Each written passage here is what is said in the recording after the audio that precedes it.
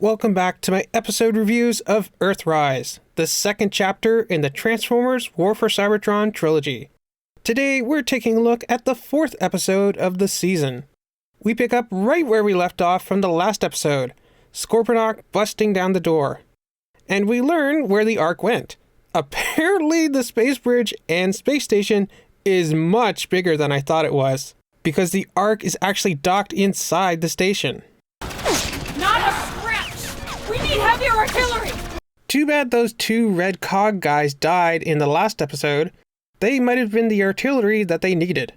Also, for a second, I thought Optimus was going to transform into his truck mode and summon his trailer out of nowhere so that he can use the trailer's base mode's gun thingy.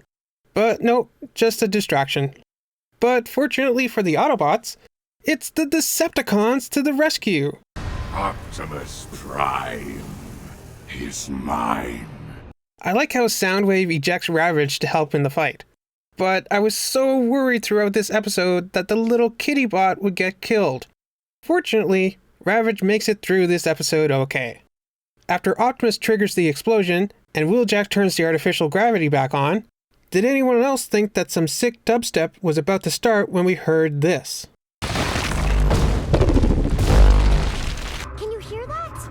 Has the bass just dropped?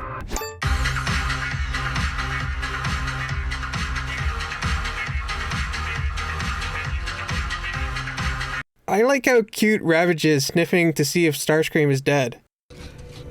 Get off me! Aw, poor kitty. He just wants some kisses. I love how the second Starscream hears that Megatron is gone, he assumes command. It's just Starscream being Starscream. I also love Optimus and Megatron's chat here. I honestly thought Megatron was going to die. And I loved it when Megatron lied to Optimus and said that Alita was dead. At least for a second. It's so deliciously villainous of Megatron to play with Optimus Prime's emotions like that. And I really love Optimus flipping the script and painting himself as the villain and the Decepticons as the heroes. Without me and my idealistic crusade, you would never have amassed the power you now wield. I gave you a villain for your Decepticons to rally against. It's also interesting how, from the conversations in this season, it seems like, at least for this continuity, the Decepticons were the original race of Transformers and the Autobots split off from them, where in most other continuities, it's usually either both factions are created in the beginning, or the Autobots are the original Cybertronians and the Decepticons split off from them. Again, I like seeing the Autobots and Decepticons working together here. It's pretty cute. I can't get the blast doors open, Prime.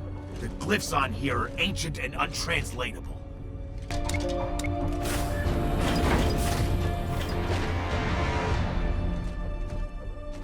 Huh? Is this what we do now? Assist the filthy rebels? And I like how we get a little reference to the G1 movie. Wait, I still function. I still function. Stay with me, and I will lead our kind to victory and prosperity. I've made my argument. What's yours? Can't argue with that. I like how Optimus compares Megatron to a Quintesson, thus leading to the revelation of Scorponok's origins. His race was also created by the Quintessons, which I guess explains why he has the Decepticon-like symbol on his chest. But his people were all destroyed. And for a second, I thought Scorponok was going to cease his hostility towards the Autobots and Decepticons, but then of course Megatron had to get mad that he also compared him to a Quintesson. And we end the episode with Starscream firing the Nemesis' guns on the Ark, and the Ark seemingly being transported into unspace. Man, this show really seems to borrow a lot from Cyberverse, doesn't it? What a great episode. Like I said, I loved seeing the Autobots and Decepticons working together. And I loved Optimus and Megatron's convo. It was just perfect. I can't wait to see what happens in the next episode. What about you? What did you think of this 4th episode of Earthrise? Let me know down in the comments. Remember to like, subscribe, and do all that other fun stuff. And I'll see you back here soon for the next episode of the Transformers War for Cybertron Trilogy.